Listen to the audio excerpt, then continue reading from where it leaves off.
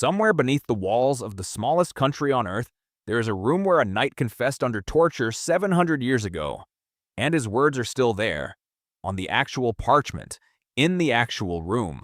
There is a letter, written by a scientist, admitting he was wrong about the sun because the alternative was death. There is a chair, an ordinary wooden chair that once had a royal secret hidden inside its cushion, smuggled past an invading army.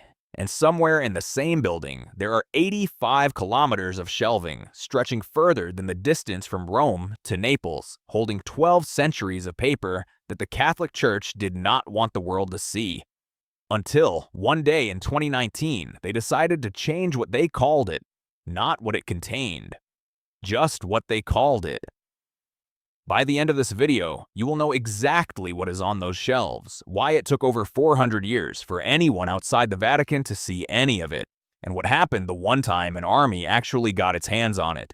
This is the story of the Vatican Apostolic Archive. And for most of its existence, it went by a different name, the Vatican Secret Archive.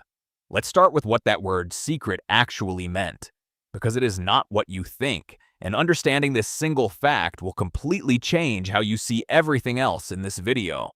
The archive was formally established in 1612 by Pope Paul V. At the time, the Catholic Church was not simply a religious institution. It governed vast territories across Italy known as the Papal States. It negotiated directly with kings, queens, explorers, and emperors. It ran what was, in effect, one of the largest and longest-running bureaucracies in the history of the Western world. And bureaucracies, even sacred ones, generate an almost unbelievable volume of paperwork. Letters, contracts, trial records, diplomatic correspondence, financial ledgers. All of it needed somewhere to live and somewhere safe. So Paul V consolidated the Church's most sensitive and important documents into a single centralized collection and gave it a Latin name, Archivum Secretum Vaticanum. And here's the detail that almost nobody outside of Vatican scholarship actually knows. In Latin, the word secretum does not primarily mean secret in the way we use that word today. Something hidden, something forbidden, something dangerous to know. Secretum, in its original sense, meant private, personal, set apart. The Pope's own private study was historically referred to using the same root word. This was, in essence, the Pope's private filing cabinet, not a vault of forbidden knowledge, a records office, but language drifts. And by the 20th century, when English speakers heard the phrase Vatican Secret Archive, they heard something entirely different from what the original Latin intended. They heard conspiracy. They heard concealment. They heard exactly the kind of thing a Dan Brown novel is built around. And this single linguistic accident fueled nearly a century of speculation. Rumors that the archive held proof of alien contact. Rumors of time travel technology.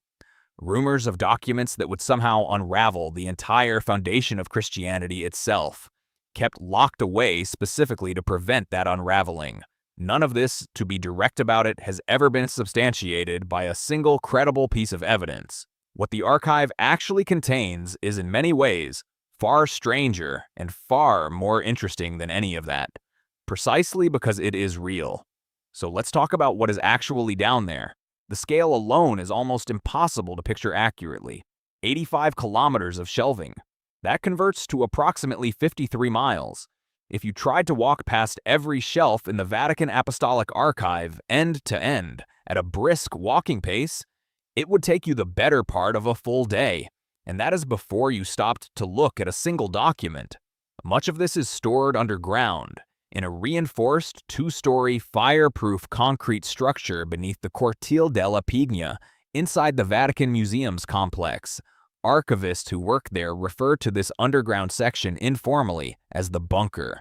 Let's start with the story that, more than any other, built the archive's mysterious reputation. The Knights Templar. The documents inside span roughly 12 centuries, from the 8th century through the 20th, organized into more than 600 distinct archival collections, known as fonds, over 35,000 individually cataloged volumes. To put the bunker itself into perspective, It is a genuine, purpose-built, fireproof, reinforced concrete structure, engineered specifically to withstand fire, flooding, and structural collapse, because the material stored inside it is, in a very real sense, irreplaceable. There is no backup copy of a 13th century papal bull sitting on a server somewhere. If the physical parchment is destroyed, that specific piece of the historical record is gone permanently, which is precisely why an institution otherwise steeped in centuries-old tradition invested in genuinely modern structural engineering to protect it. The Templars were founded in 1118, in the aftermath of the First Crusade, originally as a military order dedicated to protecting Christian pilgrims traveling to Jerusalem.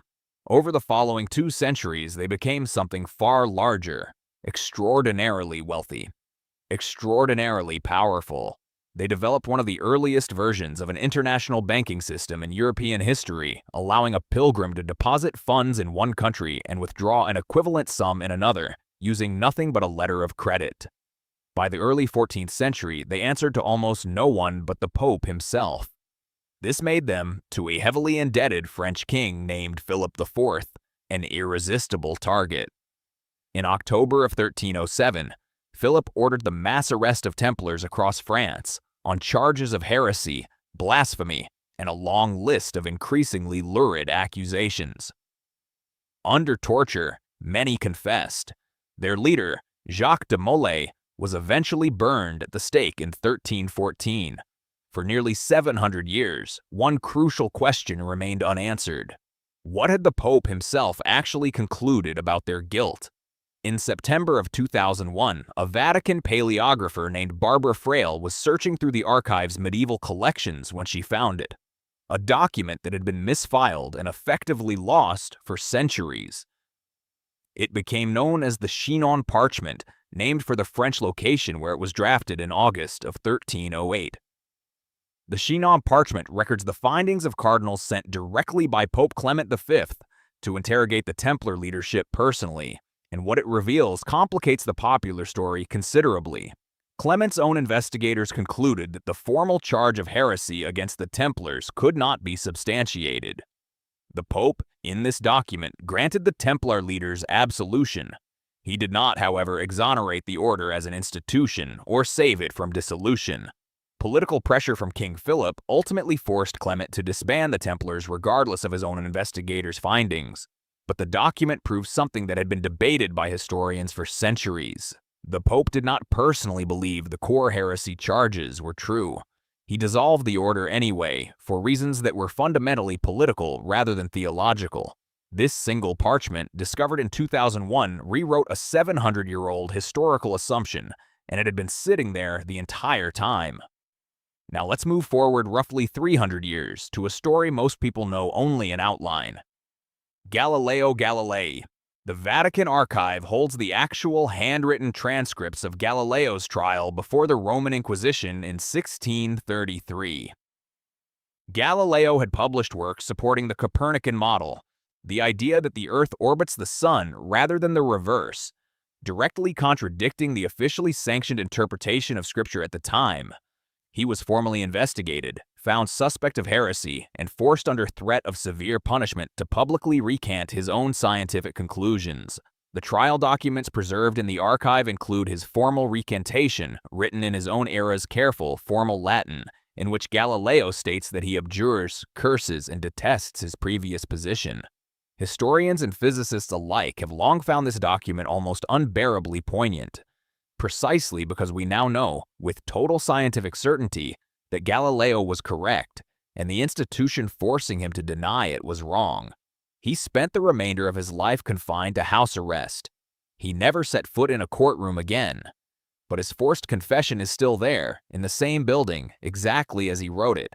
Now, the letter and the chair. In 1530, a group of English nobles wrote directly to Pope Clement VII, formally requesting that he annul the marriage of King Henry VIII to Catherine of Aragon. Clement, for reasons involving both church doctrine and the complicated European politics of the time, refused.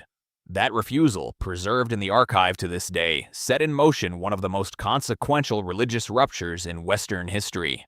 Henry denied his annulment, broke England away from the authority of Rome entirely, establishing the Church of England with himself as its head and beginning centuries of religious conflict across the British Isles that would eventually touch nearly every corner of the world England came to colonize.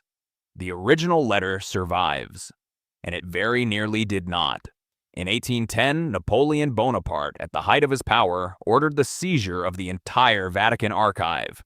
His forces loaded approximately 3,239 cases of documents onto enormous wagons and transported them to Paris, intending to consolidate them into an imperial archive that would symbolically demonstrate France's dominance over the church itself. It was, by any measure, one of the largest and most audacious document heists in recorded history. During this chaotic seizure, one resourceful Vatican archivist, determined to protect the Henry VIII annulment letter specifically, reportedly hid it inside an ordinary chair to prevent it from being taken. Whether he succeeded in fooling Napoleon's forces with that particular chair, or whether the letter survived through some other means during the broader chaos, the document did ultimately make it back to Rome. Most of the seized collection did not return so smoothly. After Napoleon's final defeat at Waterloo in 1815, the documents began the long journey back to the Vatican. But the French government, now dealing with its own post-war financial catastrophe, provided grossly inadequate funding for their return transport. Vatican officials, faced with staggering shipping costs, were forced into an almost unthinkable decision. They destroyed hundreds of documents deemed insufficiently important to justify the expense of transport. They sold thousands more, quite literally, as waste paper, simply to raise the money required to bring the rest of the collection home. Historians estimate that somewhere between 1/4 and 1/3 of the entire archive, documents accumulated across centuries, were permanently lost during this single catastrophic episode. Some material that did eventually return was delivered to entirely the wrong archive and has never been fully reunited with its original collection to this day. There is one more document worth understanding, not for its drama, but for what it reveals about how the archive actually decides what stays hidden and what does not. In 1854, the doctrine of the Immaculate Conception, the formal Catholic teaching that Mary was conceived without the stain of original sin, was officially articulated on a single piece of parchment, now preserved within the collection. Unlike the Templar or Galileo material, this document was never remotely secret in any meaningful sense. It represents official, publicly proclaimed church teaching. It sits in the archive not because the church wished to conceal it, but simply because the archive is, at its core, exactly what its original Latin name suggested: a private records office. Some things kept there are dramatic.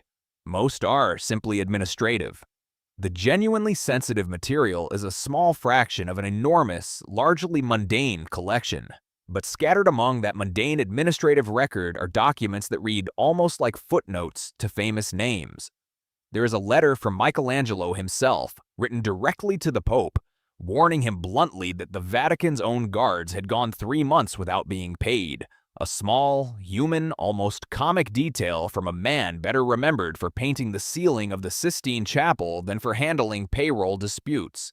There's a letter from Sweden's Queen Christina, one of the most fascinating monarchs of the 17th century, who abdicated her throne in 1654, converted from Lutheranism to Catholicism, and moved permanently to Rome, becoming eventually one of the very few women ever buried inside St. Peter's Basilica itself. Her letter to the Pope, announcing her conversion, sits in the same collection as the trial records of tortured medieval knights in the forced confession of one of history's greatest scientists. This is, in many ways, the truest character of the archive. Not a single vault of dark secrets, but an almost overwhelming accumulation of everything. The world-changing and the mundane, filed side by side across 12 centuries, because that is simply what a functioning institution does with its own paperwork over a very long period of time. The modern era has brought its own quiet transformation to the archive as well. Between 1989 and 1998, archivists from the University of Michigan collaborated directly with the Vatican to build a standardized digital cataloging system, allowing researchers worldwide to search the collection's structure remotely for the first time in the archive's nearly 400-year history. It was, in its own understated way, as significant a shift as the original 1612 consolidation under Paul V. The material itself remains almost entirely physical, parchment and paper that in some cases predates the printing press by centuries. But the ability to locate what exists within that ocean of shelving no longer depends entirely on a prefect's personal memory of where everything sits. So why, after 400 years of operating under a name that increasingly sounded sinister to modern ears, did Pope Francis finally change it? In October of 2019, Francis issued a formal document renaming the institution from the Vatican's secret archive to the Vatican Apostolic Archive. In his own stated reasoning, he pointed directly to language drift, the same phenomenon we discussed earlier. The word secret in contemporary English and most modern languages had come to imply exactly the kind of shadowy concealment the institution had never actually represented. Francis wanted the name to reflect the archive's true function, a private administrative repository serving the Apostolic See, rather than continuing to fuel decades of conspiracy theories the actual contents did nothing to support. It is worth being fully honest here, however, because not everything within the archive is available to the public, even today. Materials from 1958 onward, along with the private records of church figures after 1922, remain formally restricted, generally to protect the privacy of individuals whose lives intersect with more recent, sensitive historical events. This is not fundamentally different from how many national and private archives around the world handle recent material, but it does mean the word private, even now, still carries a genuine boundary, not a conspiracy, a boundary. For qualified researchers, access has existed since 1881, when Pope Leo XIII first opened portions of the collection to outside scholars, a decision historians widely regard as a deliberate act of strategic transparency, allowing the Church some measure of control over how its own history would eventually be told, rather than leaving that story entirely to outside speculation. Today, researchers must formally apply, demonstrate a legitimate scholarly purpose, and request specific documents individually within dedicated reading rooms monitored by closed-circuit cameras from the current prefect's office. It is not, by any meaningful definition, a secret society's forbidden vault. It functions, in practice, remarkably similarly to any major national archive anywhere in the world. The British Library, the United States National Archives, just considerably older, considerably larger, and considerably more likely to contain the handwritten confession of a man tortured 7 centuries ago, 53 miles of shelving, 12 centuries of paper, a pope's own investigators quietly clearing an order that history condemned anyway, a scientist forced to deny what he knew to be true, a letter smuggled inside a chair while an emperor's army ransacked Rome, and a single word, secretum, meaning nothing more sinister than private, that somehow, across 4 centuries and 1 language drift, became one of the most enduring conspiracy magnets on Earth. The Vatican was never hiding what you thought it was hiding. It was simply doing what every powerful institution in history has done, keeping its own records. The difference is that this particular institution has been keeping them for 1,200 years.